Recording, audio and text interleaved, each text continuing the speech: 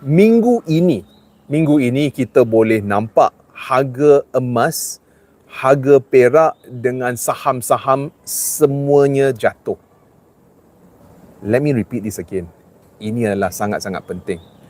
Minggu ini kita boleh nampak harga emas, harga saham, harga perak semuanya jatuh.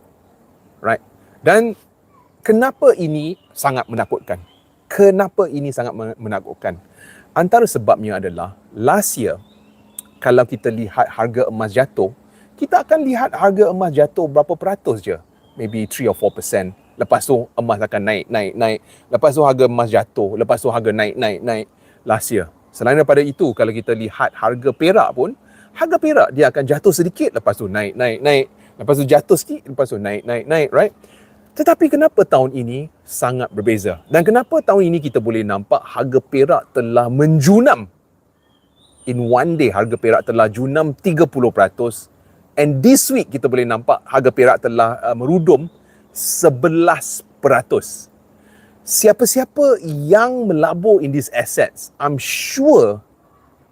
am sure, dah start takut dah. I'm sure start takut. Sebab last year kita tak nampak this behavior. Only this year kita nampak this behavior. And the crazy part is, semasa saya pergi dekat social media, saya pun nak pantau lah apa influencer semua kata. Ada setengah yang kata kebarangkalian Bitcoin jadi kosong tu agak tinggi. Kebarangkalian Bitcoin akan jadi kosong tu, ada kebarangkalian Bitcoin akan jadi kosong. I mean, when I saw that, I was like, wow, okay, this must be a credit. Okay, so that's why today I wanted to have this live to talk a lot about investing. I'm just going to focus on investing. So basically, seperti yang saya kata, apa yang telah berlaku, harga emas merudum, harga perak merudum, harga saham-saham teknologi telah merudum. Semua telah merudum. So persoalannya, di mana duit ini dilaburkan? Because sebagai pelabur, it is not good kita simpan, lepas kita jual, kita simpan duit kita dalam bank. Antara sebabnya adalah, kalau kita simpan duit dalam bank, kebarangkalian inflasi akan makan duit kita sangat-sangat tinggi. So that's why sebaik-baiknya selepas, and you can see a lot of people, selepas mereka jual aset, kita boleh nampak aset lain naik. Tetapi apa aset yang naik? So memandangkan saham teknologi semua merudum, memandangkan emas merudum, memandangkan perak merudum, apakah aset yang naik? Kalau kita study kan, there is this asset. These are the blue chip stocks yang bayar dividen. So dengan ini kita boleh nampak Visa, kita boleh nampak Emas, kita boleh nampak Caterpillar. Saham-saham ini yang bayar dividen yang agak okey, saham ini telah naik. So kita boleh nampak. So what is this behavior? Kenapa ini berlaku? So antara sebab ini berlaku adalah kita boleh nampak orang take profit dan mereka letak duit dalam saham yang jauh lebih selamat atau aset yang jauh lebih selamat. Tetapi the big question is, kenapa dulu we used to think that gold and silver is the gold standard for a safe asset? Tetapi sekarang ni, kenapa ramai orang kata atau ramai orang berpendapat, why are people selling their gold and their silver? Why do they? Because if you look at safe haven assets, it's normally gold and silver kan. Sekarang ni diorang jual gold and silver dan kita boleh nampak orang beli saham-saham yang bagi dividen. Kenapa ini berlaku? One of the reasons why is people diorang punya perception atas emas dengan perak, especially perak, boleh dikatakan sebagai aset yang sangat spekulatif. Guys, kalau aset boleh naik 50% dalam satu bulan dan merudum 30% dalam satu hari, that is a Bitcoin behavior, guys. Dia punya behavior macam Bitcoin dah. And guys, this is perak tau. This is boleh dikatakan, because perak and emas is the gold standard for safe haven asset. Perak it comes second. Tetapi sekarang kita boleh nampak orang jual emas dengan perak dan mereka simpan duit dalam aset-aset yang bagi atau saham yang bagi dividen yang bagus. So kenapa ini berlaku? Sebab right now people view emas dengan perak as speculative assets. And right now people are buying dividend yielding stocks as a safe haven lah basically. So dalam kata lain, dalam konteks Malaysia dia macam ni. Andaikan saya telah melabur dalam perak. At one time saya pernah melabur dalam perak, and at one time I was sitting on 100% gain lah basically. By right, as a good investor, kita sepatutnya jual kita punya aset yang naik 100% dan kita start simpan dalam aset yang jauh lebih selamat. Dan semalam I was talking to someone, he said that dia jual emas dan letak dalam ASB. I thought that was a good idea. So andaikan sekarang ni kalau kita beli emas dan kita beli emas dan simpan emas untuk 2 tahun, I think our gains will be about 200%. 100%. Right? So I can see some people, mereka dah start jual emas dengan perak dan mereka letak dalam ASB. Kenapa mereka buat sebegitu? Antara sebabnya ASB boleh dikatakan sebagai safe haven asset. Tak kisahlah pasaran saham meroket, ASB akan bagi 5 atau 6%. Kalau pasaran saham merudum, ASB selalu akan bagi 5 atau 6%. Kalau tiba-tiba ada perang di Timur Tengah, ASB selalu akan bagi 5 atau 6%. So ini boleh dikatakan sebagai safe haven assets. And right now we can see apa yang ramai, actually some of my students are doing is diorang dah jual emas dengan perak dan mereka beli ASB.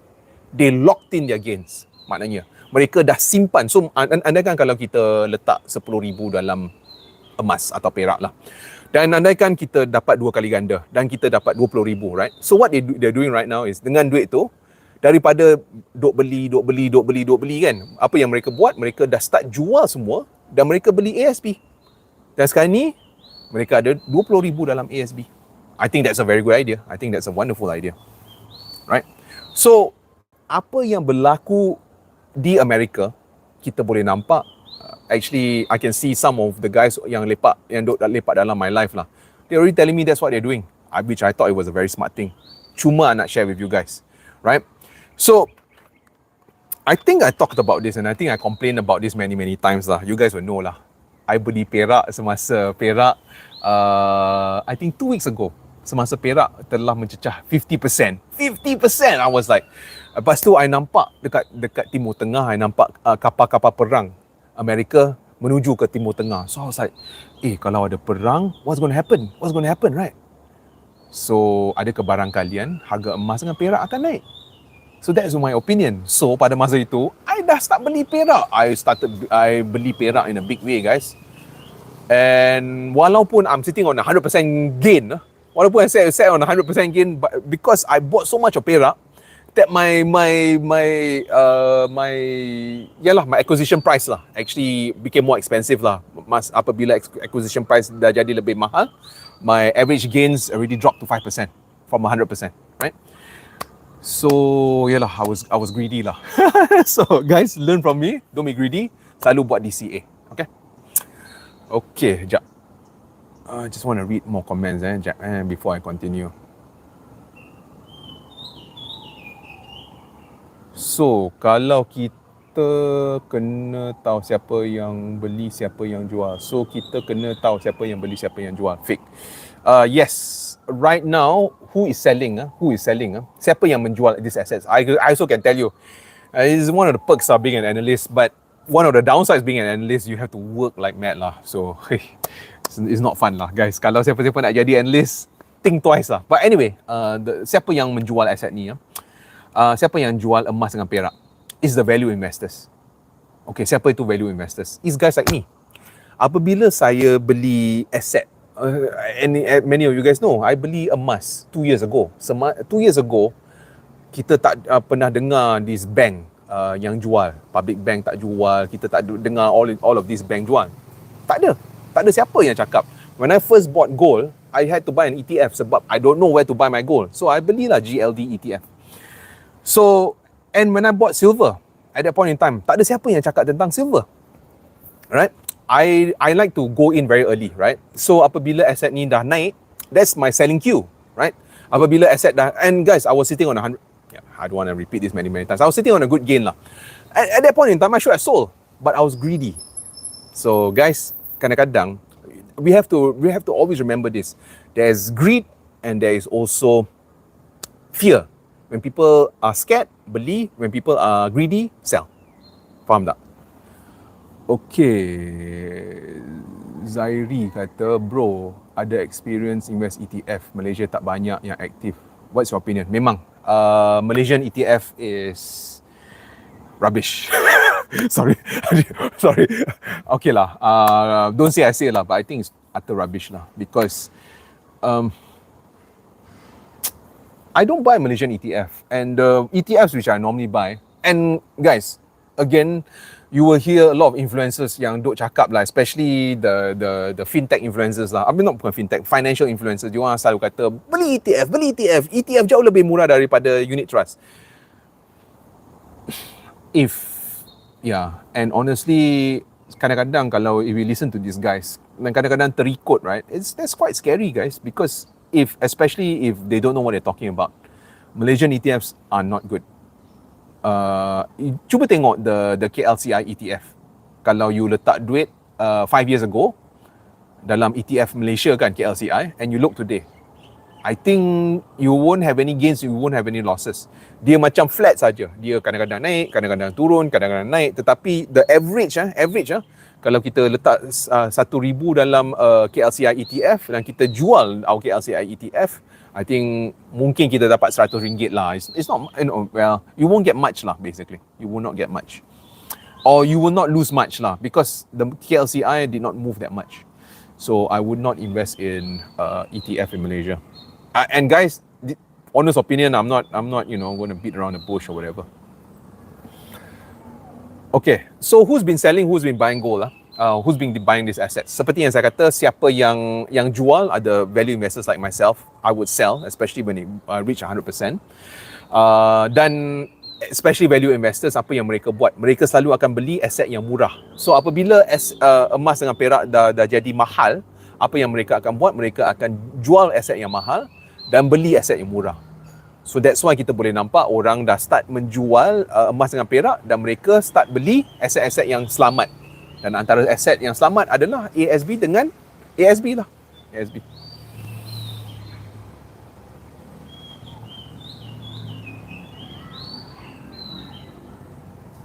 Sekejap, guys. I'm just going to read the comments over here. For me, gold and silver as a hedging tool. Betul. Well said. Well said.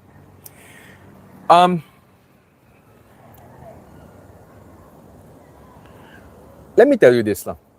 So, ada komen yang mengatakan emas dengan perak adalah hedging tool. So, apa tu hedging tool?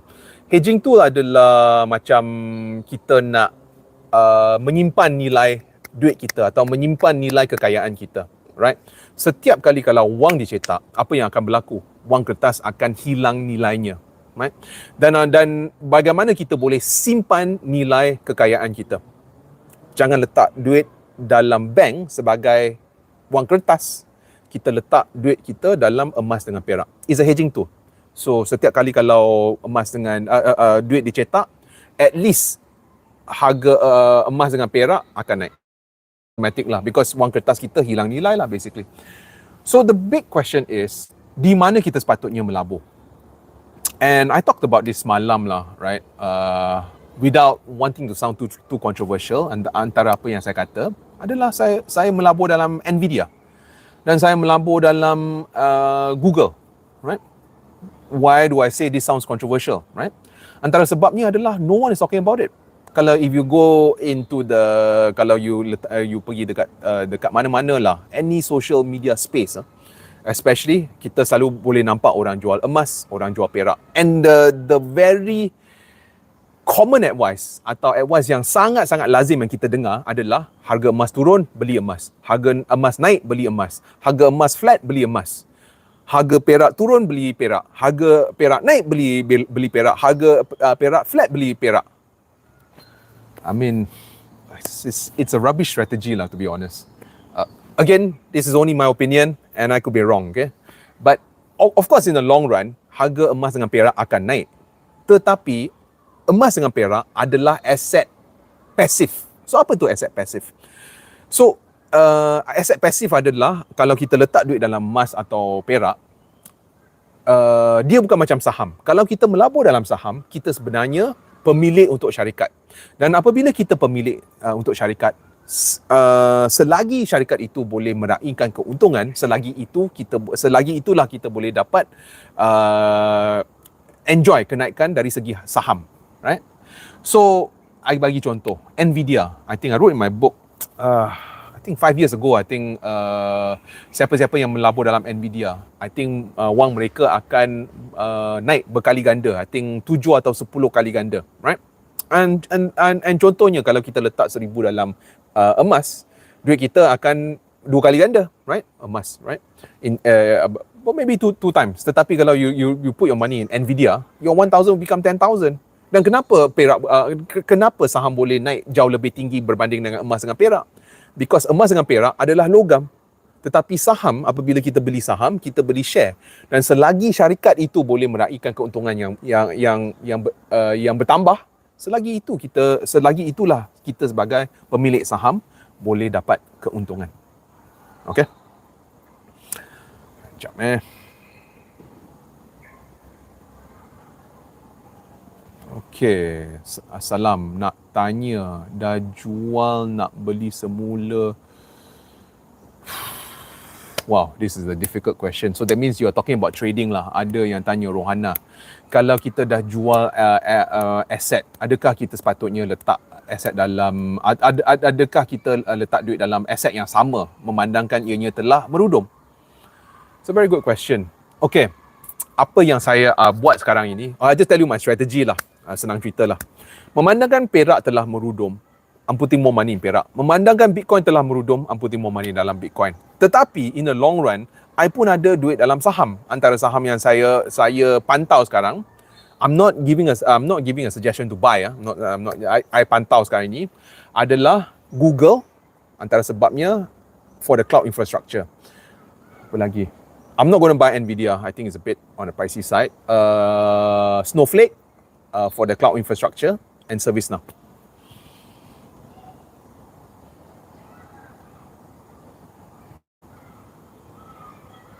Saham okey tak? Memang sangat-sangat okey. Alhamdulillah. Stocks boleh invest tak sekarang? I think stocks is not bad. Sekarang is a good time. Memang susah nak jual bila mahal kan? Memang. Tanah Aiku was talking about investing psychology. I'm going to talk a little bit about this. Because I want you guys to learn from me. Apa itu ETF? Tuan Raja, ETF, dia macam ni tau. Dia macam tabung. Let me give you an example. So ini macam tabung, right? Tabung ETF. So andaikan sekarang ni Tuan Raja letak duit, Tanah Aiku letak duit, and you guys over here semua letak duit. Semualah. Diana pun letak duit, JK pun letak duit, semua dah letak duit dalam tabung ini. Dan tabung ini, apa fungsi tabung ini? Dia akan melabur dalam aset-aset lain. So kenapa kita menggunakan tabung, right? Antara sebabnya adalah apabila kita tong-tong duit sama-sama, kita boleh beli mungkin Google, Microsoft, Apple, kita boleh beli semua saham ni. Antara sebabnya adalah kita semua kumpul duit dan kita boleh beli pelbagai jenis saham, atau kita boleh beli emas, kita boleh we can buy a big depository of gold, atau kita boleh beli big depository of silver kan. So antara advantage ETF adalah dia macam tabung lah basically, and it will help reduce the risk, right?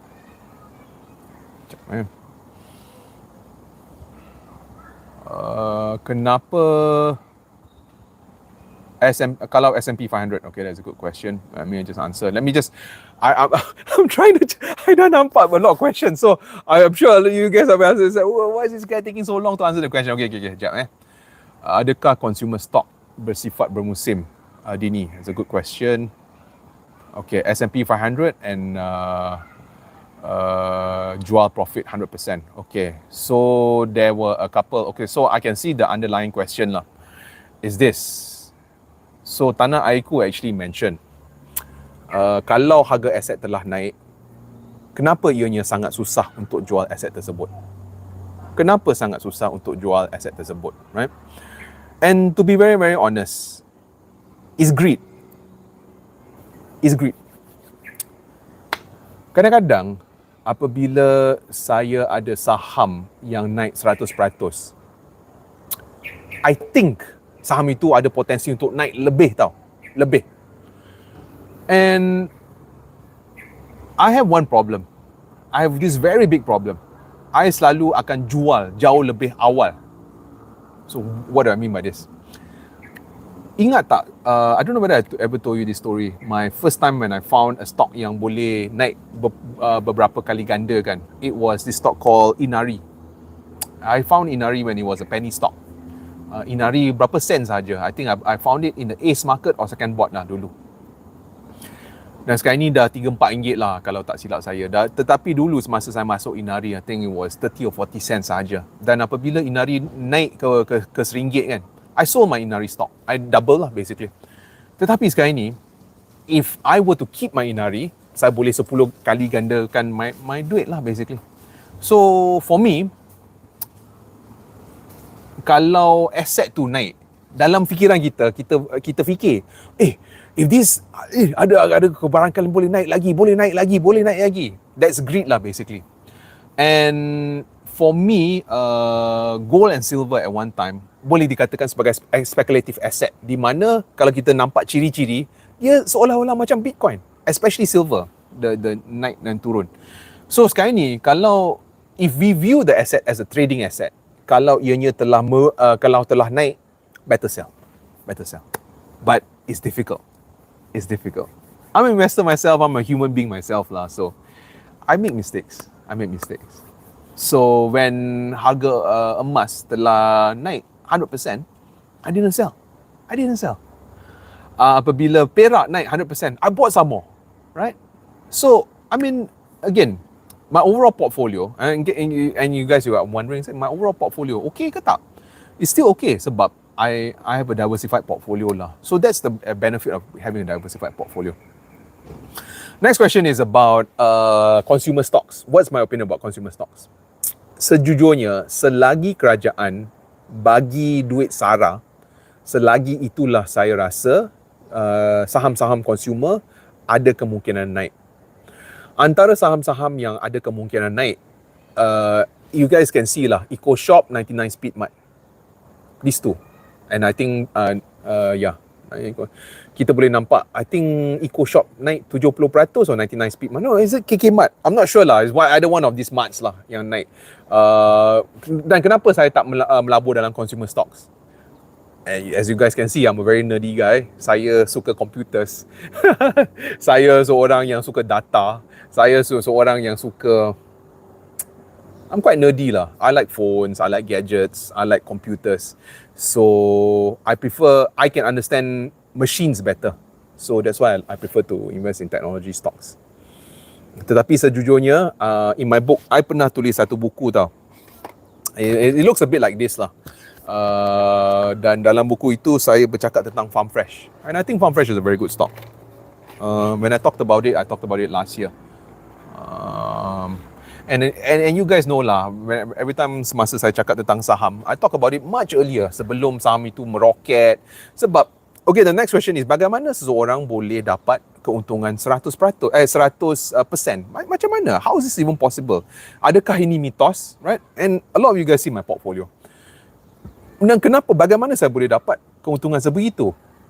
Antara sebabnya, saya suka melabur dalam saham sebelum saham itu start meroket. Sebelum saham itu start bergerak, I will start buying the stock already. Same with my emas, same with my Perak. I'm sure some of you guys will also see my Perak. I was sitting on 100% gain kan. Macam mana saya boleh terfikir beli Perak? Because kita kena masuk dalam aset jauh sebelum orang lain masuk. That's how you can get your 100%. Okay, I hope I answered everyone's question lah. Investors tak specific on one basket. Biasanya kita akan spread. Yes, betul. This must be a very seasoned investor lah, Zaira. Betul, you're right. That's why at one time, I still remembered June of last year. Actually, not even June lah. I was talking about gold since January of last year. June of last year, I started entering into silver. At that point in time, tak ada siapa yang cakap tentang perak lah. And my advice kenapa saya tak cakap memandangkan saya nampak perak naik? Kenapa saya tak cakap or why, kenapa advice saya bukan letak semua duit dalam perak atau semua duit dalam emas? Kenapa advice saya tak begitu kan? Kalau kita letak semua duit dalam perak, andaikan kalau perak naik 100% dan aset kedua dia naik 10% dan kita beli 2 atau 3 jenis aset kan. Dan yes, walaupun perak naik 100%, tetapi memandangkan kita beli pelbagai jenis aset, our overall gains agak it's lower lah basically, right? So let me explain this in okay, andaikan sekarang ni kalau kita beli satu aset dan aset itu telah naik 100%, dan kalau kita jual, kita akan dapat gains 100%, right? Andaikan sekarang ni saya melabur dalam 5 aset. Perak naik 100%. Mungkin saya beli saham A, saham B, saham C, saham D. Mungkin saham A naik 5%, saham B naik 2%, saham C naik 30%, saham E or whatever lah turun 3%. Kenapa saya suka beli portfolio atau saya memperbagaikan my investments? Antara sebabnya adalah macam inilah. Right now, apabila harga perak telah merudum, guess what? Saya boleh jual my ASB dan saya boleh beli perak. My portfolio will enable me, kalau perak naik, I boleh make money. Kalau saham naik, saya boleh make money. Kalau harga perak merudum, saya boleh make money melalui ASB punya dividend atau bank rakyat lah. My good friend here, Tanah Aiko, dia akan selalu cakap tentang bank rakyat, 15%. So that's why a diversified portfolio is sangat penting. Okay. TMZ, help in Arizona education. Okay, I don't understand this. Synagogue, I don't understand this. Tuan yang first saham ni apa globe? Sekejap. Tuan yang first saham itu apa globe? Sorry. Tabung kena ada lesen. Tabung kena ada lesen. Yes, your ETF kena dipantau oleh Securities Commission. ETF, especially ETF yang dijual melalui public pun menjual. Not public doesn't sell ETF. Where? I think Afin lah. Afin yang menjual ETF. So Afin dipantau oleh Securities Commission, dan kalau Afin nak menjual ETF, right, paperwork kena diberi kepada Securities Commission. So ETF yang kita beli dekat Malaysia memang dipantau oleh Securities Commission. So if you guys nak beli ETF, number one, my advice is beli dari bank-bank besar. Number two, make sure ETF ini dipantau, atau bank yang anda beli ETF ni dipantau oleh Bank Negara Malaysia, right?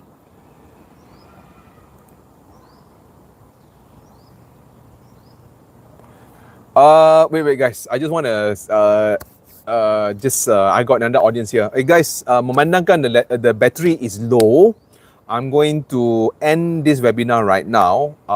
Tomorrow I'm going to have more webinars. You just keep out. Just look at the school academy lah. I will tell you guys when my webinar would be lah. Right guys? Yeah. Alright guys, with that, take care. Sekejap ya guys.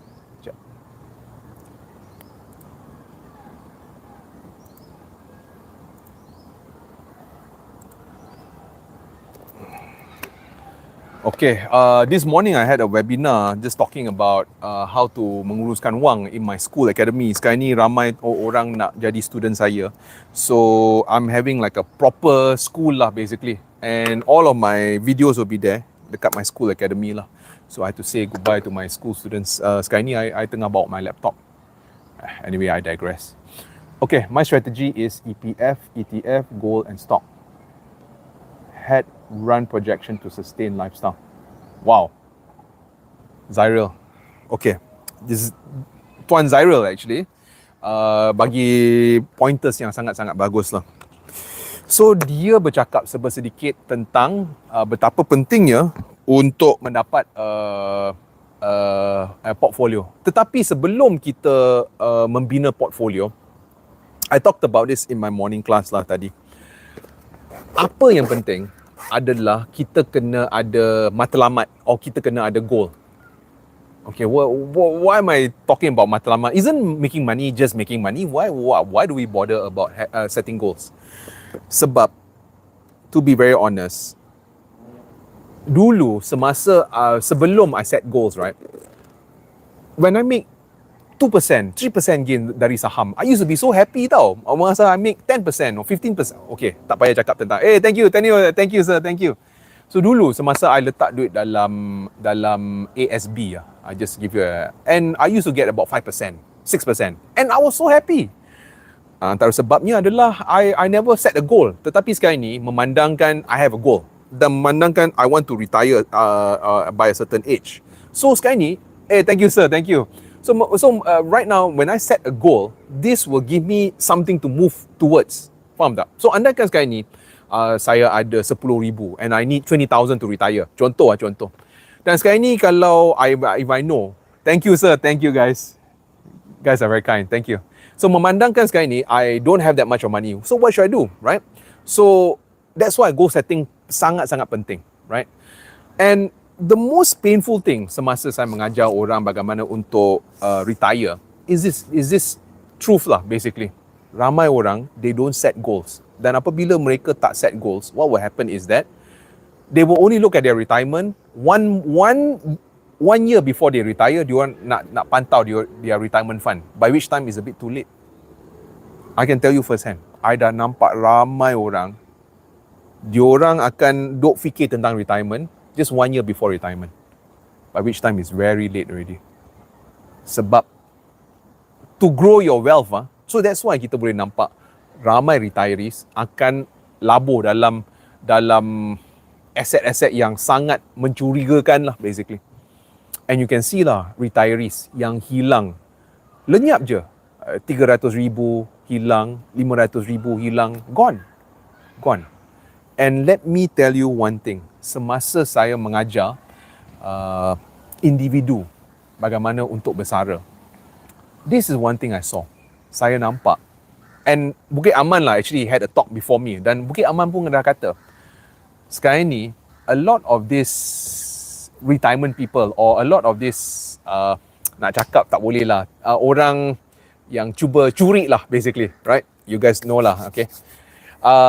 Mereka akan start calling dan mereka akan ada list siapa-siapa yang nak bersara, right? Bukit Aman dah kata they have a list of potential retirees. So okay, I'm just going to mention this once lah. Scammers lah, mereka akan start calling. Mereka tahu siapa yang akan bersara. Dan apabila mereka tahu siapa yang bersara, mereka akan call. And that's why kita boleh nampak ramai orang yang, sebab apabila kita dah bersara, kita takut. Then and of course, kita kata, alamak, my living expenses, mungkin my retirement, I need at least 1 million. Tetapi I ada 300,000 sahaja. So macam mana? So apabila kita dengar this investment yang kita boleh dapat 10% setiap hari ke 10% setiap bulan, kita mesti tertarik, kan? And that's the reality. So that's why I'm having classes like this, right? For us to learn lah. Tetapi saudara Zairil said a very good thing, di mana kita kena ada target. But before we even start looking at targets, before we even look at the different types of assets, before we even do all of this, we need to know how to invest. We need to know what are the different types of assets are there in the market. It's very important. And please guys, okay, and this is only me.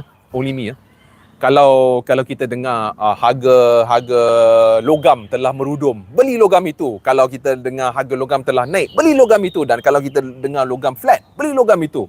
And kalau our investment strategy adalah beli satu logam sahaja, guys, cuba bayangkan sekarang ini apabila silver telah jatuh 30% last month, this month telah jatuh 11%, how would we feel?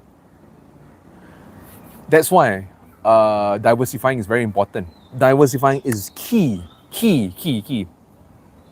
It's key. Mempelbagaikan aset kita. Jantung pisang, EPF pun tak selamat, IJM kena beli. Okay, I'll talk a little bit about that.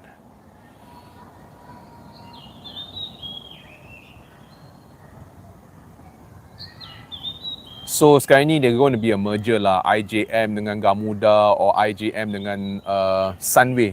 Sunway ya? Sunway Construction.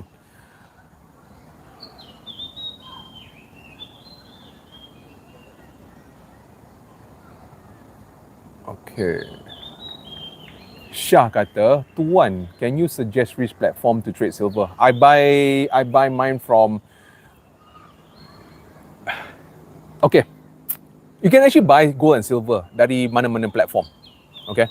I'm not suggesting this particular platform, I'm not recommending it, but this is what I use. I use Rakuten untuk beli silver dan saya beli ETF untuk silver. Kenapa saya beli silver melalui Rakuten? Antara sebabnya adalah I don't want to go through banks, sebab banks akan charge a very big spread atau banks akan dapat keuntungan yang agak besar. And I memang sebagai banker, I memang anti all of these guys yang charge a big spread. And they prey on our lack of knowledge. So yalah, I'm not mentioning any banks. I'm not mentioning any banks. Tetapi that's why I'm buying ETF. ETF jauh lebih murah. Bakri, kalau dalam cryptocurrency, berapa banyak bro diversify selain? Okay, so Bakri actually asked a very good question. Di mana kita sepatutnya melabur lah, especially for crypto. So this is my strategy. My Bitcoin, I think I put 40%. My altcoins, the second layer, I think my XRP, ETH, I put 30%, and then the rest, the rubbish coins I put maybe 30%. Okay, what's my game plan untuk Bitcoin? My game plan untuk Bitcoin adalah trade on volatility. So beli semasa murah, jual semasa mahal. Jangan simpan Bitcoin, jangan simpan crypto. Crypto for me is just a trading play. Just make money. Just make the quick money from crypto. Why do I do this? I don't know. I just like to make money lah. So I just buy anything lah. Selain daripada bank rakyat, lagi boleh dilabur seperti bank rakyat. Selain dari bank, di mana lagi boleh dilabur? Okay, so dividen 15% ya. Tak tahulah bro. Ada soalan yang tanya, selain daripada bank rakyat, di mana kita sepatutnya melabur duit? Oh, I don't know. Sebab nak dapat bank rakyat pun I kena cakap dengan staff bank rakyat. Hari itu I nak jual beli saham bank rakyat, I terpaksa pergi ke menara bank rakyat yang dekat New Central. I kena beli. I nak cakap koperasi, tetapi koperasi yang kecil-kecil ni, ya, kadang-kadang koperasi pun mereka akan, yalah, kebarangkalian kita akan rugi pun ada kat situ. So risau jugalah.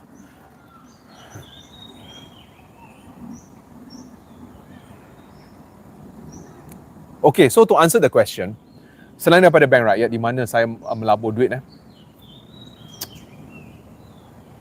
That's why I melabur dalam emas, dalam perak. That's why I beli saham, kan? Tetapi bank rakyat kita dapat dividen 15% tiap tahun lah. Kalau saham ni ada kebarangkalian, ada masa saham boleh merudum, ada masa saham boleh naik. So that's why kita kena belajar lah bagaimana untuk jual beli saham. Itu yang penting. BNM launching third stable coin. Betul? Yeah, I saw that actually. Good morning, Abang Jo. Good morning, cousin. Adnan, typo. Just woke up. Tak apa. I am putting you on loudspeaker. The whole family is listening. My kids too. Okay. I'll try not to mencarut lah. But basically, I don't really mencarut lah. So, Thank you for your support, Abang Joe. Thank you. Abang Joe is a very old good friend of mine lah. Very old good friend of mine. Semasa, I just want to tell you a story lah, guys. Dulu kan, semasa PKP, me and Abang Joe, kita nak buat a venture tau, do hydroponics. And thank you sir, thank you. Dan kita, I think we met this guy, his name is Adam kan. Dan dia bawa kita dekat his hydroponics farm. Thank you sir. Hey JK, like I said, today is my day off. The whole week I've been working with commodity prices going up and down. I had to brief my fund managers and whatnot lah.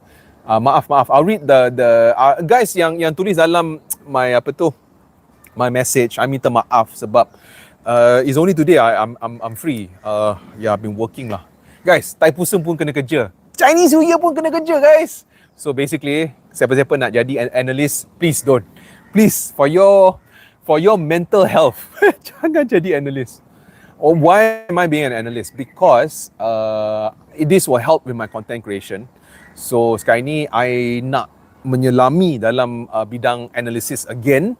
So I want to relearn the tools and resharpen my brain lah. And then after that, I'm gonna so this will be beneficial for the whole community lah. So sorry. So again, my story dengan Abang Joe. Okay, saya dengan Abang Joe dulu semasa PKP. I still remember at that point in time, cash flow saya memang negatif setiap bulan. Dan saya pun nak cari cara untuk dapat extra income. And seperti you guys tahulah, kalau melabur dalam ASB, dan pada masa itu saya baru bersara, right? And the only thing I know how to invest in is ASB. Dan pada masa itu ASB bagi dividen 4%, guys. 4%, antara 4 hingga 5%. Time tu memang parah, guys. Serious. I pun tak tahu nak buat macam mana kan. And I bump into this guy, nama dia Adam. I just to share with you this story lah. Dan this guy Adam actually told me, hydroponics, right? Your payback period. So berapa lama kita boleh dapat modal kita balik? Atau dalam 2 atau 3 tahun. Dan setiap bulan keuntungan for hydroponic farming atau farming tu sangat-sangat lumayan. The margins sangat-sangat bagus. Margins tu keuntungan lah, kadar keuntungan. And guys, dekat Malaysia kita semua suka makan. And hari tu masa I saw this hydroponics farm, dia dekat Selangor tau. It's an amazing farm. Lepas tu saya tengok dia main business model. Saya pun, dan kenapa saya pergi ke hydroponics farm? The next question. Kenapa saya tak nak melabur all the way kan? Like I said, eventually selepas saya make gains from my paper assets dari saham, dari crypto, dari all of this, eventually saya nak berpindah kepada farming assets. Kenapa? Because right now we can see that the paper money, the financial markets are very unstable. So I would rather have a real asset, and one of them is farming lah, basically. Yes bro, you must have an objective atau matlamat since I am pre-retirement age. Zyril, yes. Actually, I would like Zyril kalau Zyril is one of these days if you're free. If you want lah, you can just come over, we can just chat lah. Tetapi, I'm trying to get my fund manager friends datang untuk kita punya podcast. I'm trying to get my analyst friends, tetapi kebanyakan malu lah. Okay, I'm going to tell you guys this one story lah. Since we are just talking and chilling and whatever lah. Hari tu, I met this guy tau. This is my analyst friend lah. And one day kita makan lunch dan dia orang tanya saya soalan. Dia orang tanya saya soalan. Dia kata, where do you invest your money? So I told them lah all the crazy investments I made lah. What did I told them that day? I doubled my money. I doubled my money a couple of times. I think Pekat. I didn't tell them about Pekat. I think I told them about my gold and silver lah. Okay. So and then I asked them this question. I said, hey guys, di mana mereka melabur kan? Guys, this is very important lah. So semalam I dapat soalan ni actually. Bagaimana kita boleh kaya? Bagaimana kita boleh kaya? And I was thinking about this question. And one of my answer was very vague lah. Saya kata kita kena beranikan diri. And it's very true. Sebab I have been working as an analyst untuk berpuluh tahun lah. And during that time, I dah nampak ada banyak assets yang boleh 2 kali, 3 kali, 2 kali, 3 kali gandakan duit. Tetapi saya tak pernah bertindak. Kenapa? Sebab saya takut. Just imagine sekarang ni kalau kita berani dan kalau kita 2 kali gandakan duit.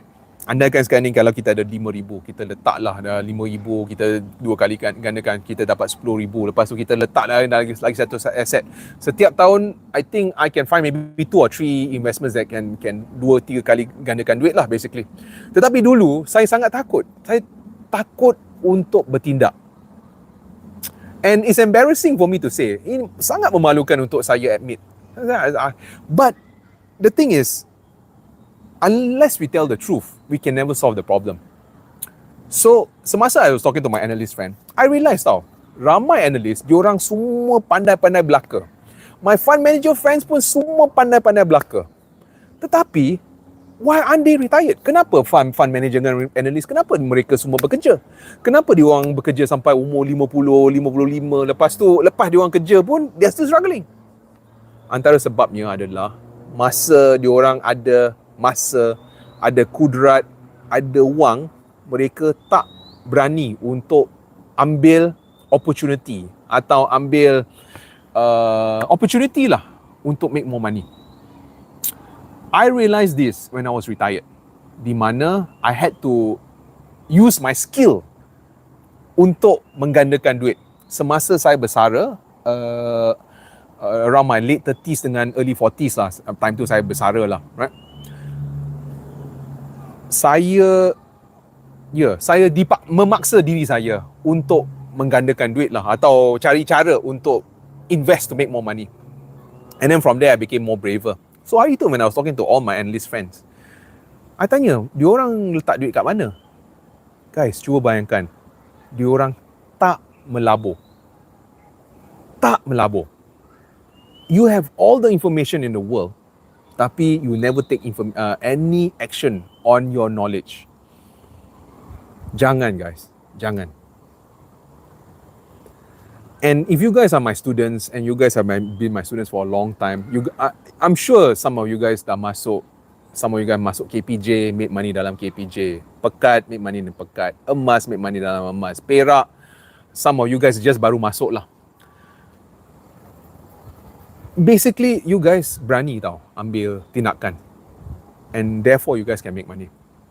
My friends hari tu, masa saya cakap dengan diorang kan, I can see why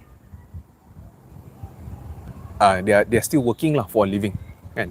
So basically, untuk I don't want to use the word kaya lah, untuk dapat kehidupan selesa lah, kita kena berani. That's number 1. Number 2, kita kena ambil tindakan. Number 3, kalau kita buat kesilapan, don't beat ourselves. In fact, I met a millionaire friend This guy, my mentor lah basically. For many years saya melabur in this. Wait. Sorry. I want to make sure everything's on lah. So for many years, I invested. I lost money for many years, I lost money. For many years, I blame myself for losing money. Dulu, semasa saya start kerja lah, when I was a very junior analyst, saya pernah melabur dalam this company. There's a mining company, many years ago. And pada masa itu, saya, family member of mine lah, yang this one. And I lost money lah, that one. And for many years, I kept blaming myself. I say, kenapa lah saya melabur dalam in this investment and whatnot. One day when I met this guy's a millionaire. He was telling me, he says one thing. Dia kata, selagi kalau kita tak rugi, selagi kalau kita tak make mistakes, selagi itulah kita akan selalu play safe. Right? So, right now, memang kalau kita start business, kita akan fail many times. Kalau kita invest, kita akan fail many times. Whatever we do, we're going to fail many times. But guys, learn from your mistakes. Learn from your mistakes, be a better version. Then tomorrow, when you make an investment decision, you make a much better investment decision. Don't be the person that never invested.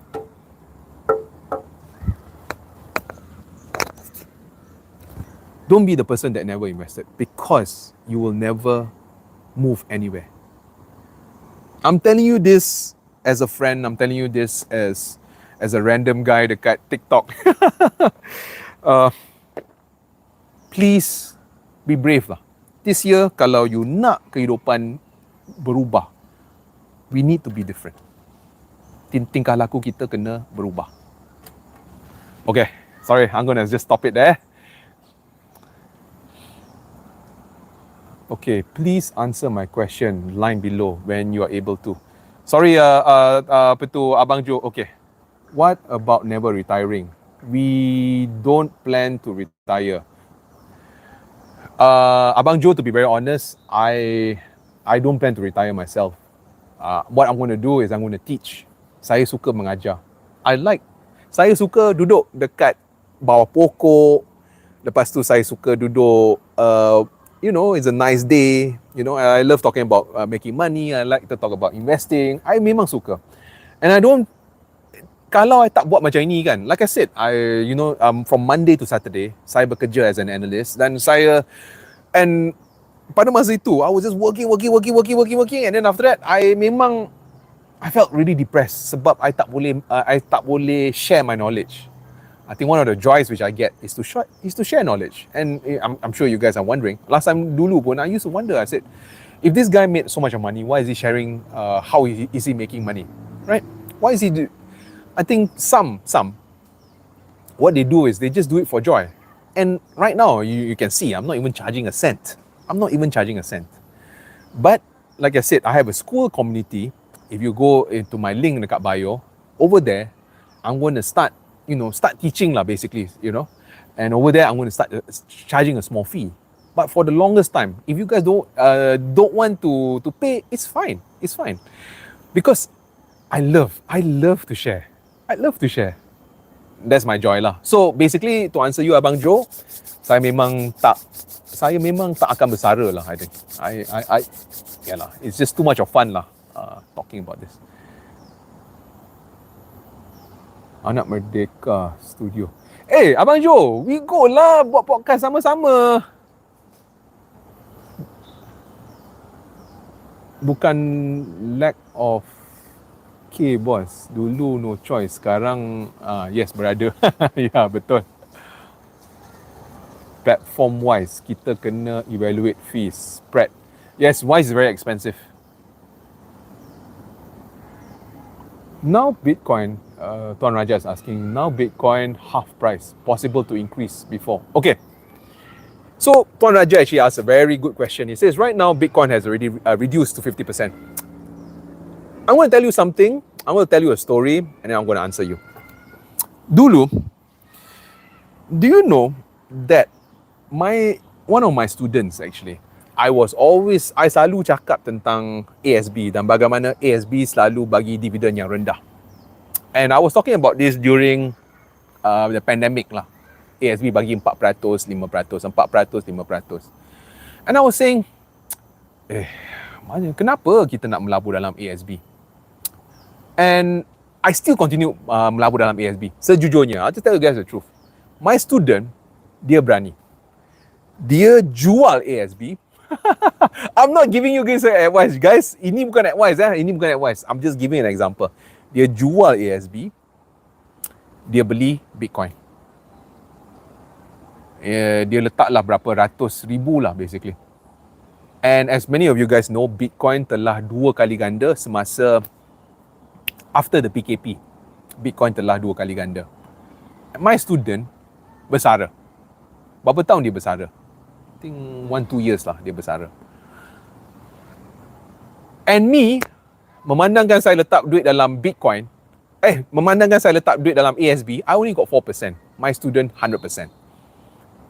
Okay, so that's the story. Right now, is there a possibility Bitcoin boleh jatuh? Memang ada. That's investing. Memang ada. Right? I'll just tell the truth lah. There's a possibility. Tetapi kenapa saya melabur dalam Bitcoin? Because I'm investing based on the possibility Bitcoin boleh naik.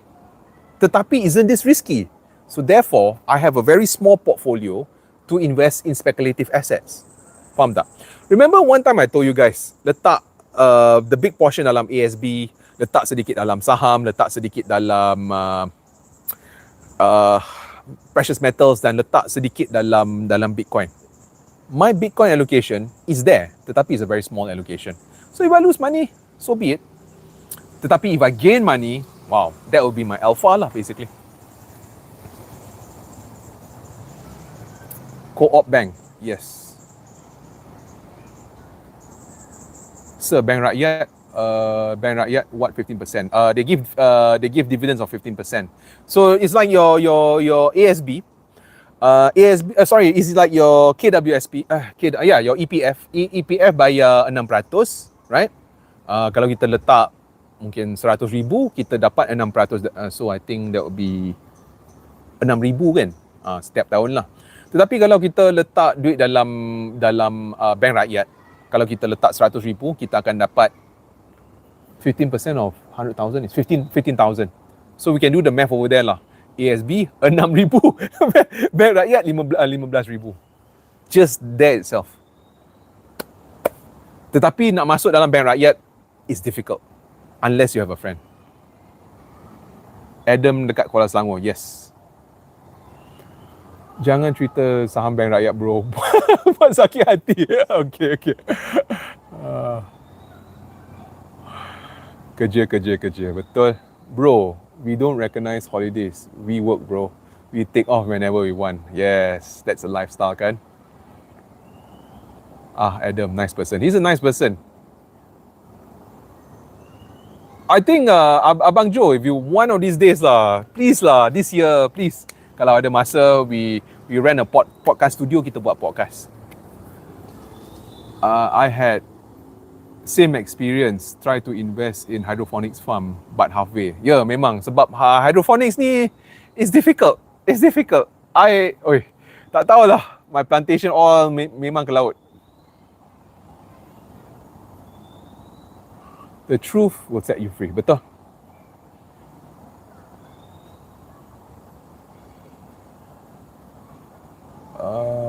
Takut to take risk. Okay, I'll talk about scared to take risk. Don't panic. Wait. Someone actually mentioned something about taking risk. Guys. Don't play safe. Betul. Random TikTok guy. Haha. Betul. I'm a random TikTok guy. But I met JK actually in person. Nice guy. And I met him at random tau. Actually, we went to a bookshop. I bumped into him. This JK is quite a seasoned investor lah. I can see. Very good investing. And he plays fundamentals. Dia melabur dalam saham-saham yang sangat good potential. And that day he mentioned ServiceNow. Very good stock. Amazing stock. I'm also going to mention Snowflake lah. These are the two things I'm going to invest in. Your circle is almost same scenario with me. I do it to make a dent in the US. Wow, thank you, Abang Joe. Thank you. I had awareness the last time since I read a book a lot. Adam Khoo and Rainier Teo, local, DDNK. Alamak, I busy bro. So much of commitments, 2 families.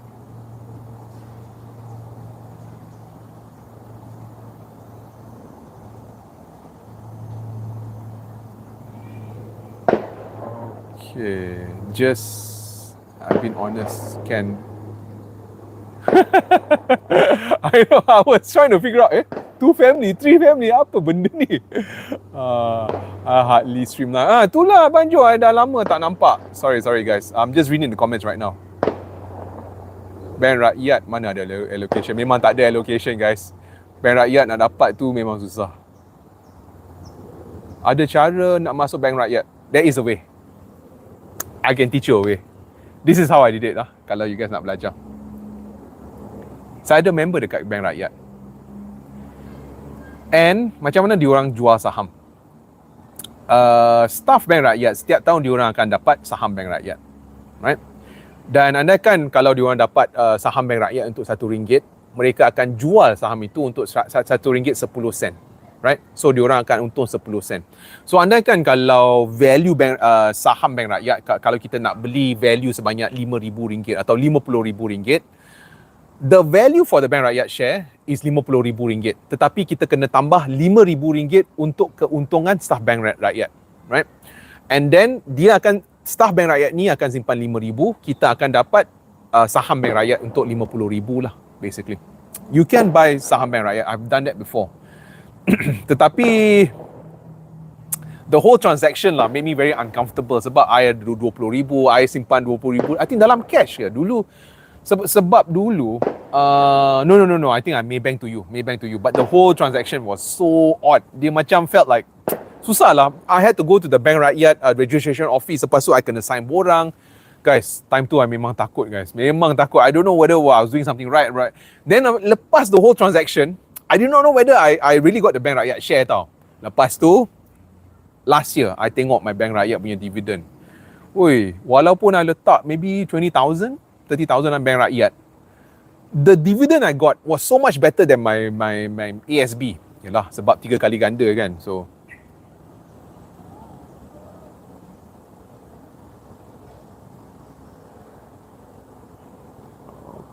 okay. Loan. Okay, agak-agak kenapa kawan analisis tak melabur? Ya, diorang. Okay, I'll talk about it lah. So there was this question. Kenapa walaupun fund managers dan kenapa walaupun analyst, kenapa walaupun diorang ada information, kenapa takut nak ambil tingkah laku atau takut nak ambil action untuk melabur? I tell you what. To be an analyst, right, kita kena ada this attribute lah, di mana kita kena suka baca. Dan kebanyakan orang introvert,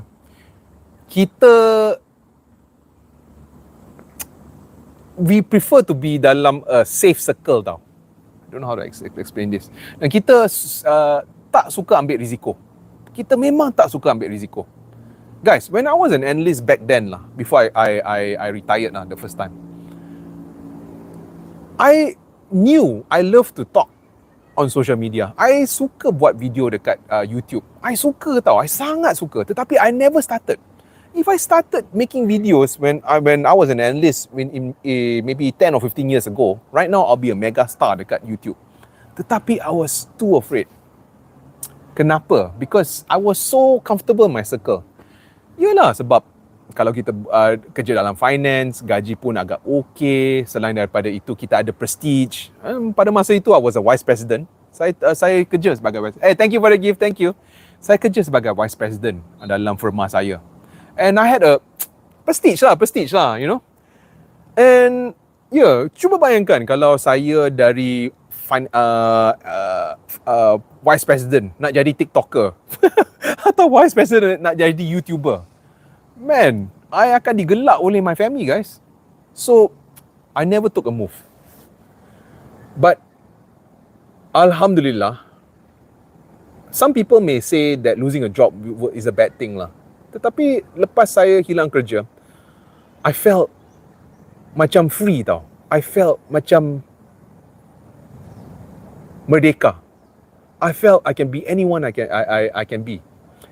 Lepas tu I jadi YouTuber lah. Tetapi yalah, like I'm going to tell you one thing lah, caveat lah. Semasa saya jadi YouTuber, family saya tanya, my auntie dengan uncle saya, sekarang ni you buat apa? A lot of people be wondering lah, what am I doing untuk dapatkan duit kan, as a living. So I cakap lah, sekarang ni I buat video dekat YouTube.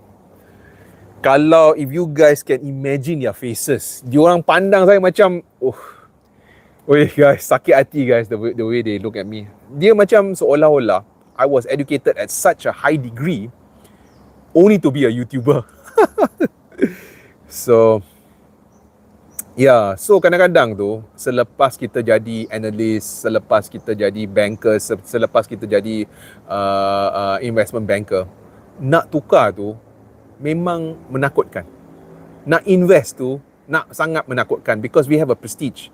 And guys, cuba bayangkan kalau if I was an investment banker and I made and I invested in this stock and I lose. Guys, most times kalau kita melabur, we don't know whether it's going to make money or not. Even the best analyst, I was talking to this guy. Dia memang analis yang sangat pandai. He's off the charts. His intelligence is so much smarter than mine. The way he looks at data tu, dia boleh nampak patterns tau. I pun boleh nampak patterns. I don't know whether you realize this. Kadang-kadang masa I baca comments, right? From there, I already know an investment team. I can see patterns. So and therefore kadang-kadang if you notice my investment style, I will invest in something. Ramai orang tak faham kenapa I invest, but I just invest in that asset, right? And then after maybe a year or 2 years, you see it make money lah. So this guy basically, my analyst friends, he can see patterns. He's off the chart smarter than me. I can tell you he's much smarter than me. Tapi I ask him, I say, kenapa dia tak melabur? He said that the apa yang dia kata dia seorang yang lurus bendul lah basically. I don't know what that means lah. That's what he told of us lah. Masa dia cakap tu, kita semua gelak-gelak lah sebab yelah, because I don't want to dig in, I don't want to find out more kan, macam not nice lah kan. So, jap. So I want to make sure the mics are on. So when he told me this, but basically takut. Because if we are smart enough to make an investment call, we are smart enough to kita boleh kadang-kadang kalau kita terlalu pandai, kita nak buat tingkah laku pun atau kita nak ambil langkah pertama pun, we are just too smart. We just talk ourselves out from taking action. Faham tak? Atau we have all the reasons why not to take. We have all the reasons to take action and we have all the reasons not to take action. And I see this among analysts. Diorang pandai, tetapi diorang pandai untuk discourage themselves to take action. Okay, someone asked, bang, intro me to Bank Rakyat. Bro, kalau saya dekat Bank Rakyat, I dah memang dah tak buat live dah. The only thing I buat is just jual saham Bank Rakyat. My life hanya untuk menjual saham Bank Rakyat. Actually, you know, that's a good idea actually. Nanti I jumpa orang Bank Rakyat. Kalau if you guys nak beli kan, I try to meet someone dengan Bank Rakyat. I try to ask them whether they want to sell. It's a good idea. How AI will affect the economy? Kalau AI makin murah, makin pandai, makin efektif, ada kebarangkalian kita akan kehilangan kerja. The main reason why I lost my job dulu semasa PKP, amongst the reason why I lost my job is AI. Antara sebabnya adalah sekarang ni AI, dia boleh buat trading. Dia boleh melabur duit. Untuk kita actually. Tak payah fund manager, tak payah analyst sekarang ni. Guna AI je. Also bro Adnan, I rather listen to you and learn in finance. You are the guru, I'm the student. Alah, janganlah Bang Jo, malulah. Because sudah comfort zone, betul. Dare not fail sebab ada ego. Betul. It's normal. Betul. Saudara Zairil. I think Saudara Zairil and me probably in the same journey lah. Where sebab dulu semasa kita kerja, kita ada ego kan. Kita tak nak lose money kan. Lepas tu and guys, cuba bayangkan kalau we invested in something, we lose money. And another thing I want to say lah, kita dididik dalam this education system, I feel agak sampah lah. Okay, well, why do I say that? Okay, this is controversial, I know. Sebab kita dididik supaya takut kepada buat kesilapan, right? And guys, siapa-siapa yang pernah melabur, siapa-siapa yang pernah buat bisnes, right, you will know failure tu sangat tinggi, atau kebarangkalian buat kesilapan tu sangat tinggi. But the key or the key towards wealth is investing dengan buat bisnes. So kalau kita dididik untuk takut kepada kesilapan, pada masa sama kalau kita nak pandai dalam bab-bab melabur dan pandai buat bisnes, kita kena make the mistakes. But because our education system frowns upon making mistakes, kita pun tak berani untuk mencuba. Right? So ego lah basically.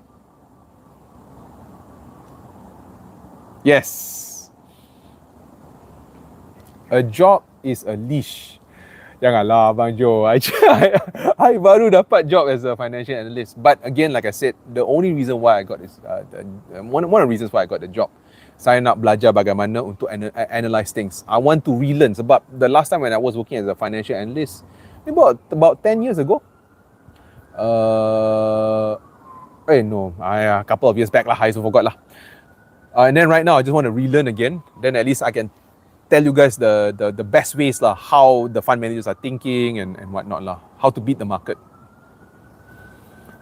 Masa bos kerja dulu, bos bawa nama company. Sekarang bos bawa nama sendiri. Wow.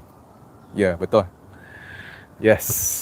So therefore, the Adnan Hazvi brand lah. That's why kalau you nampak kan, I sangat jarang talk about saham.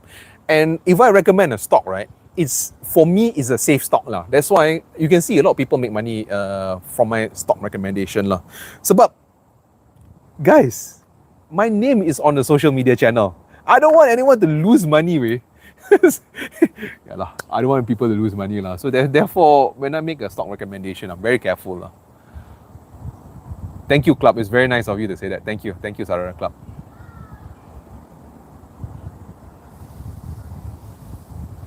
Bakri kata bank rakyat senang nak dapat, mungkin tak jadi macam ASB je kot. Kalau bank rakyat senang nak dapat, I think maybe the yields will be much lower lah. Economy survival. Duduk AIPUM. How you know ah? Nampak sangat Betul. One of these days, kalau any of you guys dekat UM, Roger I. Sebab I dulu study my masters dekat UM dulu. Tetapi I study dekat Azman Hashim. Tapi dulu dia tak ada Azman Hashim lah, bangunan Azman Hashim. Dulu kita study dekat the economic faculty. I was under Prof Ruby lah.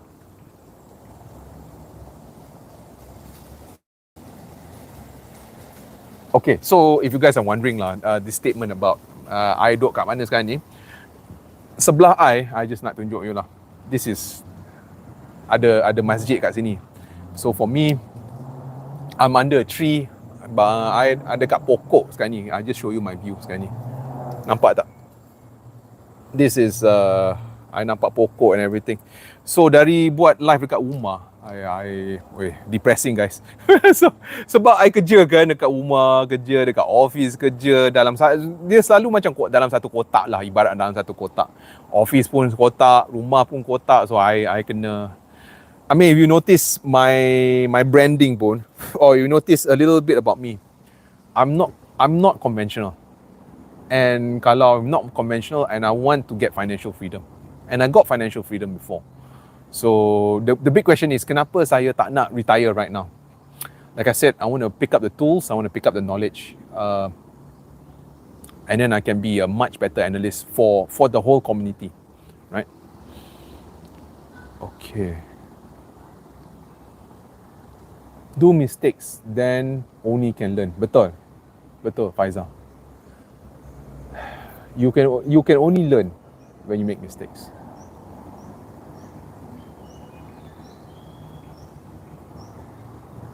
Macam Azri Walter buat live di banyak tempat. Betul. Hari tu I met Azri Walter. Dia buat live dekat Damansara Heights, dekat bilik yang diorang buat hisap curut kan.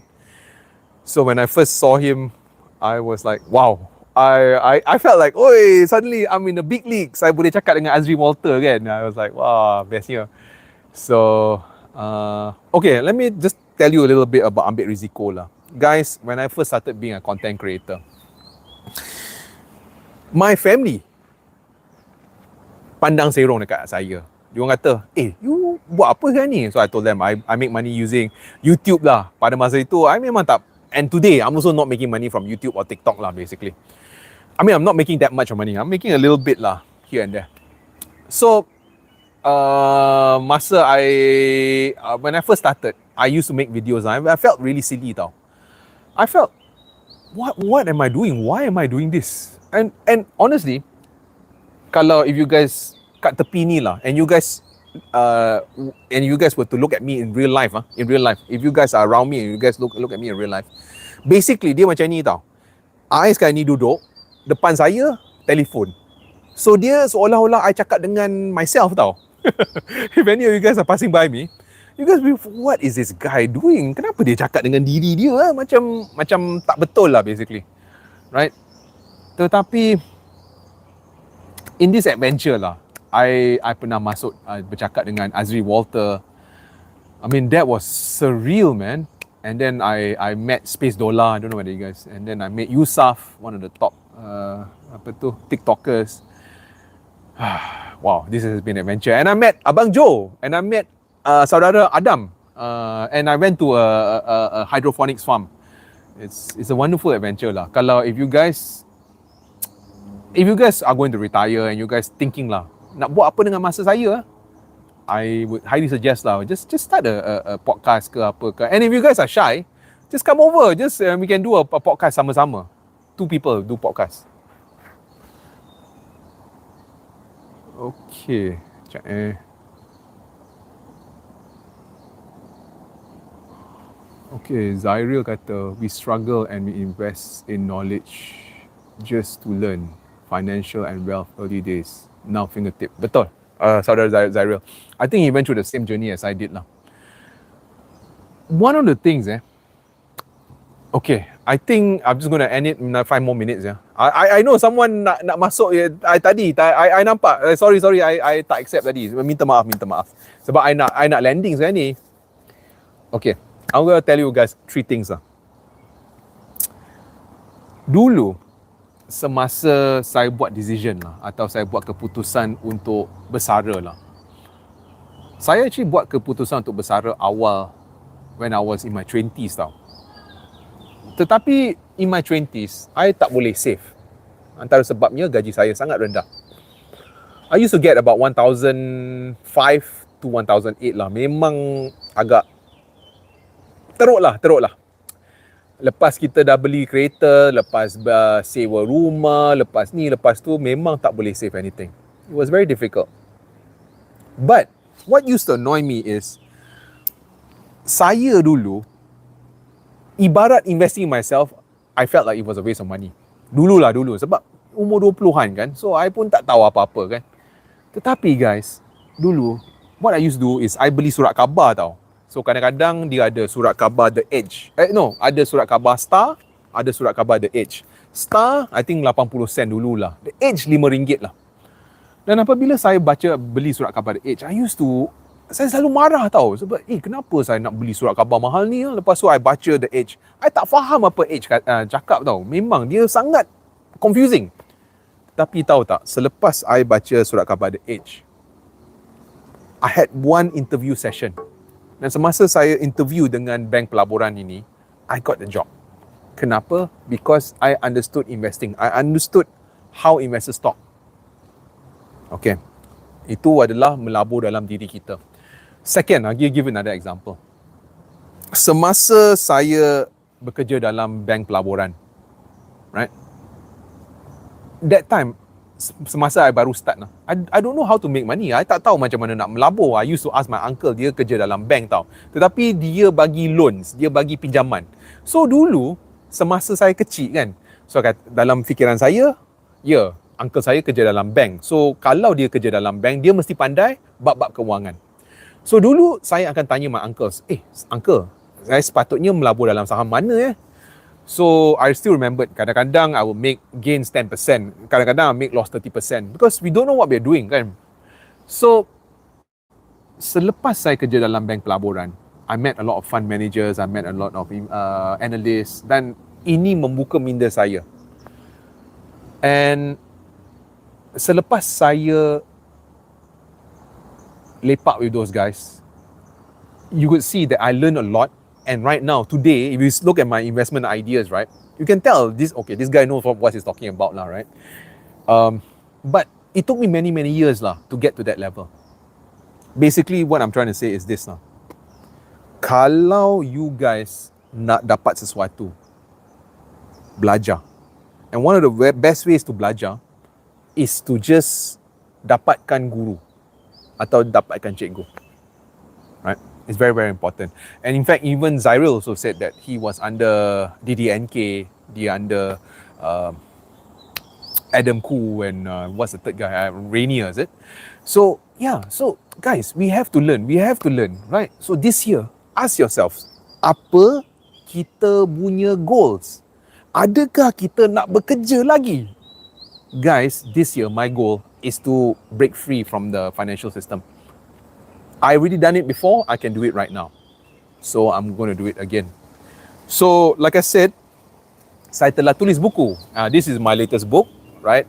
Di mana saya bercakap bagaimana untuk menguruskan wang semasa bulan puasa. This book is going to be out lah. I'm going to put it in a yellow bag nanti lah. Guys, if you guys nak beli, minta maaf. I tak letak dalam yellow bag. Guys, I've been so busy. I'm sure some of you guys dah hantar saya message pun, I tak jawab. I minta maaf. Tetapi, I dah tulis buku. Ini bukunya. I belum letak dalam yellow bag. Right?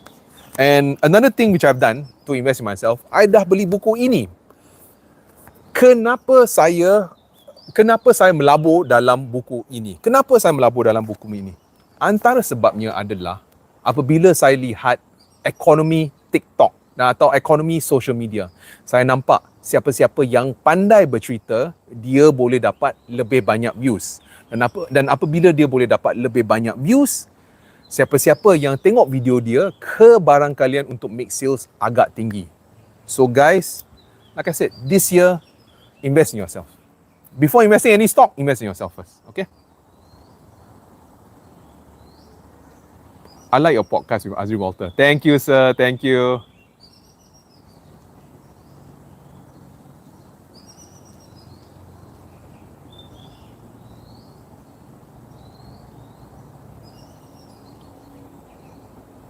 Power lah tuan 30k kat bank rakyat. Siapa-siapa nak beli saham saya dekat bank rakyat, I don't want to sell lah. It's too valuable for me lah guys. Too valuable lah.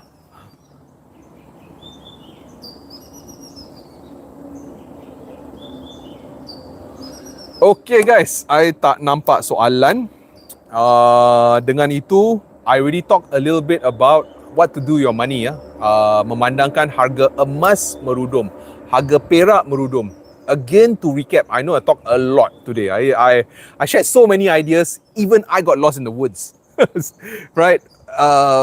But that's the depth of knowledge I have lah, basically, right? So basically, harga emas perak telah merudum. What should we do? Okay, number one, don't panic, right? I would start accumulating a bit more silver because silver has really gone down even some more, right? Now, that's the first thing I'll buy. Second thing I'll buy is I'll continue buying stocks. Apakah saham yang saya akan beli? Saya akan beli saham-saham yang berhubung kait dengan cloud computing. Kenapa saya nak beli saham cloud computing?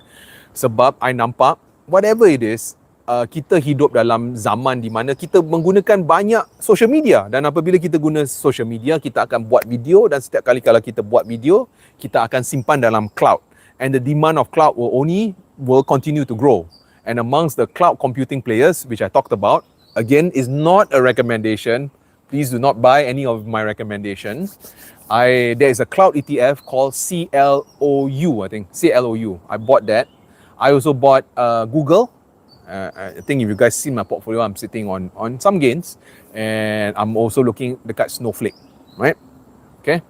So, and then finally, okay, so I talk about gold, I talk about silver. Okay, the next question is, why am I even buying gold and silver? It does not make sense because it already went down.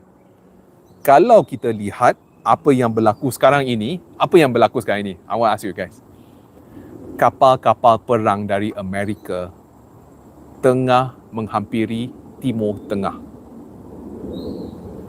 If anything were to happen, you can see a flight to safe assets, right? You're going to see a flight to safe assets. Because silver has gone down, I view it as a relatively cheap asset for now, okay? And I'm also positioning myself if there is a war, okay? If there is a war, right? But again, like I said, do not, kalau you guys dah ada sedikit duit, Jangan letak 100% dalam emas, jangan letak 100% dalam perak, jangan.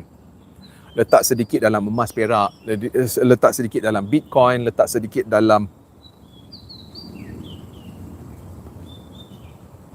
letak sedikit dalam saham, like I already told you. My ETF is CLU for cloud. I letak dalam Google. And saya pantau, I have not put money yet in this stock. It's called Snowflake. And my friend JK said service now lah. It's not a bad stock lah. Okay. So all in all, kalau you nampak my portfolio, okay, you have to understand why I'm doing things lah. I tak nak kata, oh harga emas naik, beli emas. Harga emas turun, beli emas. Harga emas flat, beli emas. I mean that is, kalau you listen to those kinds of influencers, just unfollow lah basically. I mean that is a very risky way. The way I'm investing is, kalau harga emas naik, saya make money. Kalau ada peperangan, I make money. Kalau tak ada peperangan, I make money. Kalau AI, demand AI makin tinggi, I make money. Whatever it is, you will make money whatever way lah basically, right?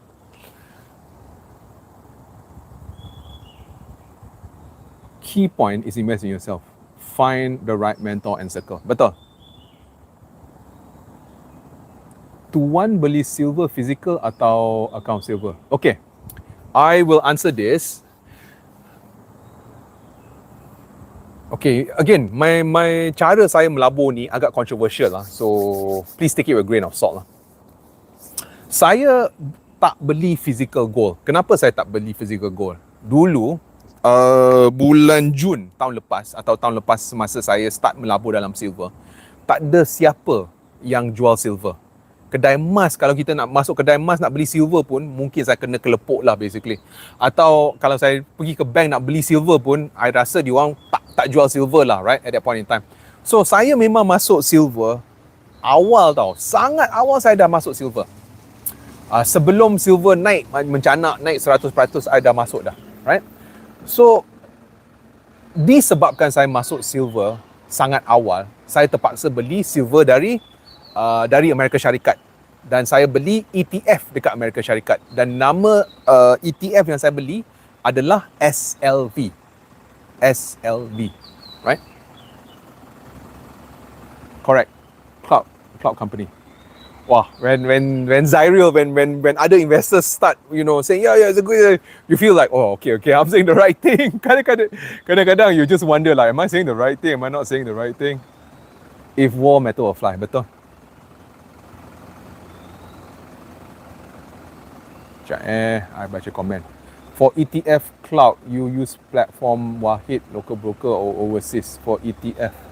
Saya guna Rakuten. I use Rakuten. Why am I using Rakuten? Because I opened the account semasa PKP. So, and ever since then, I guna Rakuten. There's also Mumu lah basically. Tapi Mumu for me, disebabkan I kena guna my phone, and then there's this Mumu. It's very confusing lah. I tak tahu macam mana nak guna Mumu. For me, it's a bit, I prefer guna big screen. I prefer buat my research dekat laptop. I prefer tengok carta dekat laptop. Kalau saya nak baca, I can use my chat GPT. Guys, kalau I use my Mumu, nak guna chat GPT susah lah. I'm not using Mumu lah. But I'm not saying Mumu is bad lah, by the way. ETF gold halal haram tuan. My GLD is not Sharia compliant. GLD saya bukan Sharia compliant. If you want to have a Sharia compliant goal, cuba tanya ChatGPT. I think it's about time I start buying Sharia compliant stuff lah. Thank you for asking.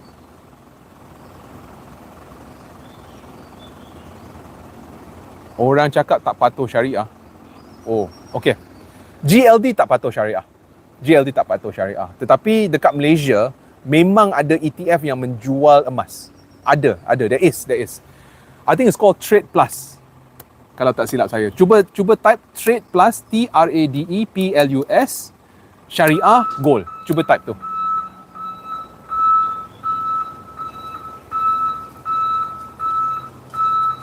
Trade Plus Syariah Gold. Yeah, okay. So even Zyril also said Trade Plus Gold. Yeah, betul.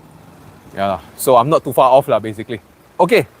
Guys, dengan itu, I hope that you enjoyed today's live. Seperti yang saya kata, this coming Monday, I'm going to have a webinar.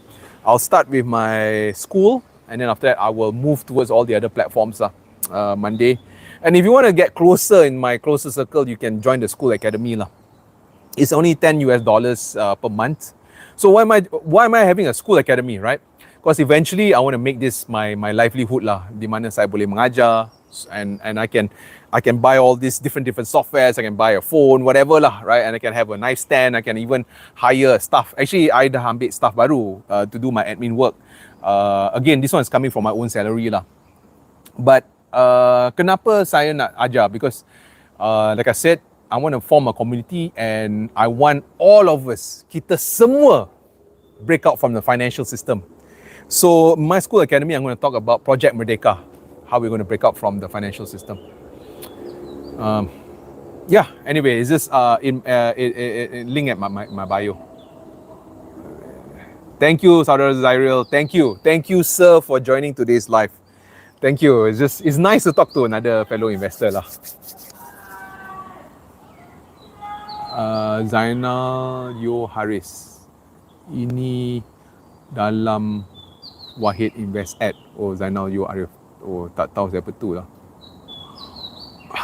I want to talk a little bit about Wahid lah. I want to talk about it. I want to bite my tongue though. May Allah guide me. Thank you. Alhamdulillah. Maybe all have a blessed bulan Ramadan lah. You know, I don't want to talk about Wahid lah. You know what? I already brought it up. Okay, Wahid, you have to remember this. Okay, I nak cakap a bit about Wahid before I end. Wahid, dia ada 2 ETFs, right? It's halal, and there's another one. There's 2 funds, halal and HLAL, and there's another one lah. So, Wahid actually, ia memang Syariah compliant, betul. It is Syariah compliant. But for me, thank you sir, thank you. For me, kadang-kadang apabila saya beli a basket of stocks, especially for very seasoned investor, apabila kita beli, kita mempelbagaikan. Like I said, anda kan kalau kita suka aset A dan kita tahu aset A akan naik 50%. We just have that feeling lah. I feel aset A ada kebarangkalian naik 50%. Tetapi ada aset B, aset C, aset D, aset E. So anda kan kalau aset B, C, D, kalau kita if in our minds we think that all of this saham A, B, C, D dia akan flat disebabkan kita beli ETF, right? Our gains will be dragged by the other stocks. I don't know whether you understand. So what I'm doing right now, and kenapa saya beli individual stocks, saya nak dapat more money basically. Basically, I'm greedy lah. Basically, I'm greedy. I want to make more money lah basically. Because I know I can beat the ETF. So I just like, why am I want to invest in investor? I can beat the ETF. And guys, sejujurnya, that's why you can hear me say this, but I don't say it too often. I can beat the fund managers any day. And if you look at my track record, you know I can beat the fund managers any day. So that's why I never invest in unit trust. I never ever. Okay, I don't want to get into that tangent, but yeah, I never invest in unit trust because agents dapat fee, fund manager dapat fee. Why do you have to pay for all this fee? Mahal, guys. And on top of that, they will sell you some crappy unit trust. Dulu, okay, I'm gonna just end it here. Okay, with this final point. Dulu, there was this banker tau. Apabila saya menjual my ASB, I didn't want to put my money in ASB because it was dragging my overall returns now. So I was like, I nak beli unit trust lain tau. So I cakap dengan my banker, asyik-asyik dia nak jual unit trust yang invest dalam money market. Asyik-asyik dia nak jual unit trust yang jual money market fund. And seperti yang kita tahu, money market boleh dapat keuntungan 3 atau 4% sahaja. Setiap tahun kita akan dapat 3 atau 4% sahaja. That's the only return that you get, you know. That's the only return you get. And this guy nak menjual saya, and I kept saying, stop selling me this nonsense. I hate this. If you were my students, try not to buy unit trust, especially invest in money market lah, basically, because your returns will be lower than inflation. Jangan. I kept arguing with the guy, right? And I knew what he wanted to do. Kenapa dia nak jual money market fund? Sebab dia tak nak saya rugi. Memang dia tak nak saya rugi. That's why dia nak saya melabur dalam a safe asset. Tetapi if we invest in such a safe asset, kita tak akan make any money. In fact, we will lose money to inflation.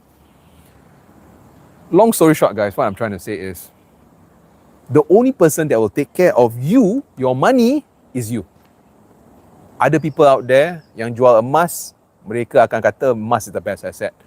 Siapa-siapa yang jual unit trust, mereka akan kata unit trust is the best asset. Siapa-siapa yang menjual ETF, guys, the day when you say that, hari ni saya rasa emas memang bagus, emas telah turun, beli emas, emas telah naik, beli emas, you know I'm an agent already. You know I'm an agent. So that's why I would rather write my own books, sell my own books. I'd rather be independent, because there's ada banyak BS out there lah. Right now we live in an environment, betul sekarang ni kita live in an age yang nak dapat information out there is so easy. Memang I will not lie, it's easy to get information, but at the same time it is very easy to get misinformation, wrong information. And when you get wrong information, you will rugi lah. I don't want to get, like I said, sometimes when I hear people talk, right, it gets me really riled up lah, because people that have zero knowledge talking, it's just nonsense, it's utter nonsense. Again, do me a favor, if you start seeing people selling, another thing which I saw, okay, I say I'm going to end it, but I just get so passionate about this. Hari tu, I nampak this person, agent tau, dia jual unit trust. She was showing a unit trust yang menjual semiconductor, right? And she showed lah, dalam 5 tahun ni telah naik 300%. I will not lie, it's a good unit trust, memang. Tetapi that was a good unit trust 5 years ago. It's a good unit trust 5 years ago. Sebab sekarang ni AI semuanya dah mahal. And the way she was talking, it's like, oh, you know, belilah this one, tengok ni dah 300% dalam 5 tahun. I wanted to go inside, I wanted to go and nak marah-marah orang lah, tetapi whatever lah. So guys, if you are my students, please learn. Jangan listen to those guys out there lah, please. I feel they are semua nak jual barang. Okay. Let me read the comment section again. Man, so that's why I love teaching. Like Abang Jo tanya tadi, they said, will I retire? I will not retire. As long as I continue to love to share, continue to love to teach, I will not retire. Nak kaya saham individu. Yes, betul. Orang tak ada ilmu dalam saham boleh main ETF. Betul. Yes, best. Yes. Fikri, betul. ETF is beginners lah, basically. Please, kalau you're beginner, ETF. And ETF, yes, for the long term lah. And like I said, kalau any of your agents, and before you masuk in any ETF, tolong, please ask me lah, please. Or if you don't want to ask me, ask ChatGPT lah, right? But please make sure that you ask someone lah. Nak save ETF saham, betul? Simple, yes. Unit trust management is costly, betul. And sekarang ni I can see more people are trying to sell this ETF, the ETF Samicon ETF. How do I know? Because I'm also invested, but I invested in that ETF last year. When AI had when there was no AI bubble tau. I invested dulu last year. Like I said, I invest in a lot of ETFs. I invest in a lot of things. I invest unit trust also. And if I invest in unit trust, I make sure I masuk early. So sekarang ni I nampak lah this particular unit trust yang jual semiconductor. Sekarang ni is getting more and more popular. Right? I just want to tell you guys, kalau you guys nak beli, okay. Tetapi I'm just telling you guys lah, kebanyakan saham AI dah boleh dikatakan agak mahal. I'm afraid tiba-tiba kalau if there's another run where people start taking profit from their AI stocks dan letak dalam dividend yielding stock, then if we buy at a very high price, rugi guys.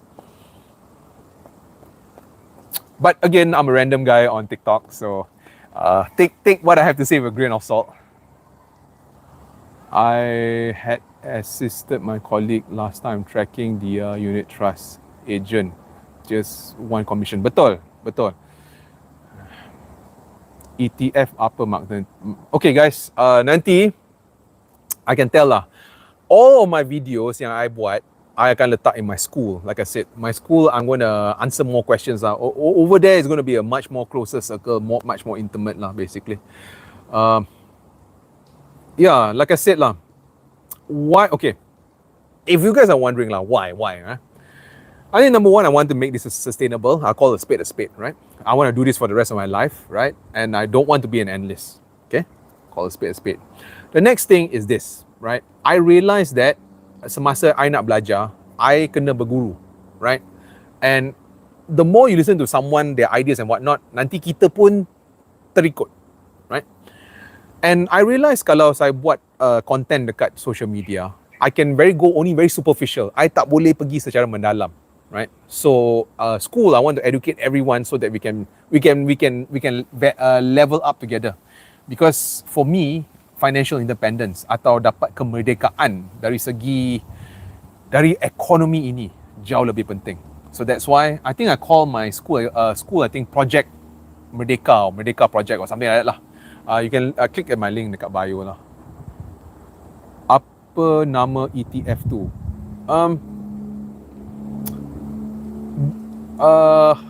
Tak, is a unit trust, tuan. Is a unit trust atau puan. I think it's a semi-con fund. I don't have my unit, my design. When I have my laptop open, I'll tell you lah. Tapi I was one of the early investors. No, it's not ETF. It's a unit trust. I think it's the Nomura, Japan Nomura Semi-Con Fund. You can actually Google it right now. Dalam 5 tahun it actually went up 300%.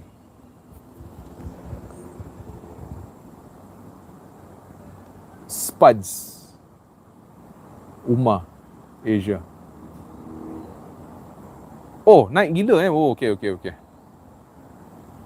Like I said lah, ETF, if we TSMC Samakan Nomura. Thank you, sir. Okay lah. So at least I'm not the only investor over here. Yeah, it's called Semicon Nomura. It started about the fund started last year. I remembered. I was keeping track. Semasa they had a fund, I was like, nampak interesting juga. Sebab I nak melabur dalam TSMC. Okay, if you guys are wondering what garbage am I talking? TSMC dijual dalam Taiwan, right?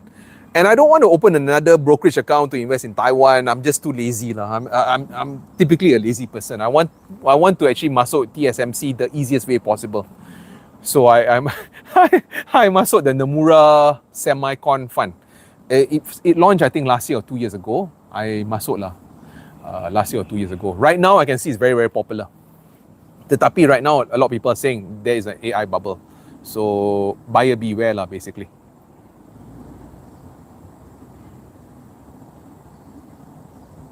Afin invest in promoting. Oh, okay, they are promoting. Yes, like I said, I don't know whether... Okay, like I said, apabila saya beli fund ini, atau unit trust ini, saya beli jauh lebih awal tau, guys. So, I'm actually sitting on a gain. Right? Tetapi sekarang ni, I don't know whether it's too expensive. That's all I'm saying. I'm not saying it's a bad fund. I'm not saying that jangan beli unit trust tersebut. Atau, unit trust tersebut. But, ada ramai yang mengatakan bahawa AI sekarang ni, is a bubble lah basically. Dan kalau kita lihat ciri-ciri untuk bubble, dia akan membesar, lepas tu meletup. Right? So, if you truly believe that AI is in a bubble, just be cautious. I'm not saying, right? But, I'm quite cautious right now lah. So I would rather buy cloud computing rather than AI because AI is expensive, cloud computing is much cheaper. Yeah. See, even Zyril also. I mean, Saudara Zyril has his own group of teachers. I have my own group of teachers, right? So, and everyone has the same message. The market is talking about it. Tetapi retail market, not talking about it. They're trying to sell the product right now. That's why, if I can bang this table, I'll bang this table. There's a lot of rubbish information. I just stop there lah. Okay guys, before I start getting angry on my own life, I better end. But I'm just saying lah, buyers beware. Jangan, kalau AI, ramai kata AI is a bubble, saya sarankan lah, try not to buy it. Dengan itu guys, Assalamualaikum, take care, and I hope to see you guys. I think Monday, Tuesday, Wednesday, I'm going to have live. It's my break, right? So before the craziness starts during the normal working days lah. Sebab this week, next week is result season lah. So I'm gonna get very, very busy lah. Plus commodity prices are going crazy lah. So Monday, Tuesday, Wednesday, I will try to have a live session. Thank you, Zyril. Thank you so much. Thank you, Red Star. Thank you, Bakri. Thank you, Fikri. Thank you, guys. Thank you. You guys make... Today, I was quite lazy to do live, but you guys reminded me, how lucky I am to have a good group of people over here lah. Thank you, Alhamdulillah. I can never be any luckier. With that, guys, have a good weekend too. Take care. Assalamualaikum.